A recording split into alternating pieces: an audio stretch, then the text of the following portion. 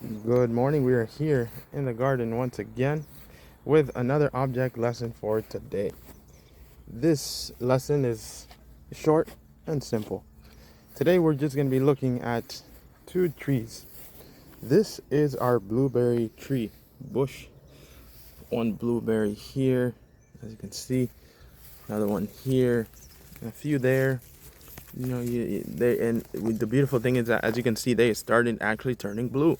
For a while they were like green and almost reddish a little bit, but as you can see, there's just a few. They're kind of scattered out here and there, and so this is a little bit more of what they look like. You see how this one is nice and little green right here. Yeah, that's what they looked like originally, and so they started changing color as they matured and ripened. But as you can see, there's almost none left. If you would have seen the tree when we first got it, it was so packed full of promise and of future delight, hopes of future delight to enjoy. Here's the other one. This one has a few more, as you can see here, there, everywhere. And so we were looking forward to enjoying it, but we failed to do something very important. Although we had been blessed with many fruits, we failed to protect them. We failed to protect this tree from the devourers that would come. Our friends slash enemies, the birds, the squirrels, and I don't know who else has joined them in their evil. Well, I wouldn't call it evil. You know, at the end of the day, when you think about it, they're just trying to survive. They don't know any better. All they know is like, wow, God has provided for us some beautiful fruits. Man, these delicious blueberries, we're going to get our antioxidants today. And yes, they are doing it all at the expense of, well, all at our expense. Ultimately, look at this. God feeds the birds just like Jesus said in Matthew 6. They neither toil, they don't have to worry about it. God provided for them right here, and he used us to do it. So I guess we will get the blessing for that, for feeding his creatures. But as you can tell, we certainly don't have much strawberries to speak of here. But nevertheless, it's a lesson learned. The season is going to go and pass, and we're not going to really be able to enjoy almost any blueberries. And the few that we have left, the only way that we would get to enjoy them is if we cover the trees and protect them somehow. So we do have a plan in place to have some comprehensive protection. And when I talk about comprehensive protection, we're talking about protecting this whole garden from above. That's right. We are gonna put some celestial protection.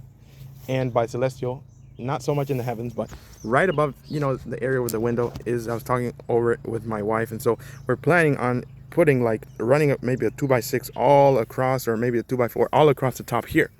So this would be like the base part, and then we would attach one, and then a couple feet further another one, a couple like beams, basically just like 2x4s that would go across from there all the way about 20 feet, 22 feet, all the way to the end, and then we'll support them there. We'll probably support it with one other, maybe 2x4 along the way.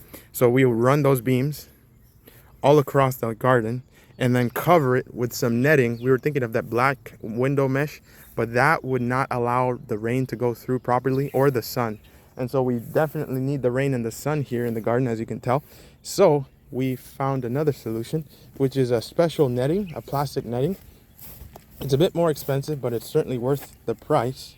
And this is a netting that we're going to be using. It's nice, it's tough, it's light, and so it'll allow the sun and the rain to go through, but the intruders will not. So that is our plan. So you're probably wondering, or maybe you have already gotten the application to this, but the application is, when we have been blessed with something, with gifts, with talents, with resources, and even with people. God sends people to be a blessing. And when we have been blessed with those, but we failed to preserve or protect the blessing that we have received, then we could be losing it little by little, unnoticeably sometimes, or sometimes in a very noticeable way, as you can see here with our plants. The reality is, the greatest preservation that we could do is, guess what it is? I would like you to think about it. What is, in terms of spiritually speaking, what is the best form of protection that we can give or have? or provide for our families. And that is prayer. Prayer. It represents celestial protection. The same way that we hope to, by the grace of God in the near future, be able to cover this whole garden in that netting and prevent enemies from entering in to devour the blessings that we have been given and have acquired through the past couple months. That same way, through prayer, we are able to do a complete coverage. Cover everything here. Cover everything. Through prayer, we cover our entire families. We cover our entire lives, our ministries, our churches in prayer. Some of you that have been involved in spiritual warfare and have heard different testimonies, you know that when witches, warlocks are desiring to do their witchcraft and all of that, whenever there's a group praying, they are prohibited from touching them. When they are in a praying church, they feel uncomfortable, and the things that they desire to do, like leaving demons to cause people to fall into sin and all of the host of other things that they try to do, they are not able to do because people are praying. And God, in answer to those prayers, sends angels to encamp around about those that fear him. And those angels protect and to deliver them. So this morning, just want to encourage you to continue to pray, because that is the best form, or one of the best ones. Somebody can come up with a better one, but as far as we know from scripture, that is one of the best forms of protection that we can have for our families, for our churches, for our workplaces, and anywhere else we are. As simple as praying. Praying takes work, it takes effort, but I can assure you it is well worth the effort. It is well worth the time that we put into it, because it offers divine and eternal dividends and benefits. God bless you all, and until next time, may the Lord help us to continue looking unto Jesus, the author and finisher of our faith, the Son of righteousness that will rise with healing in his wings.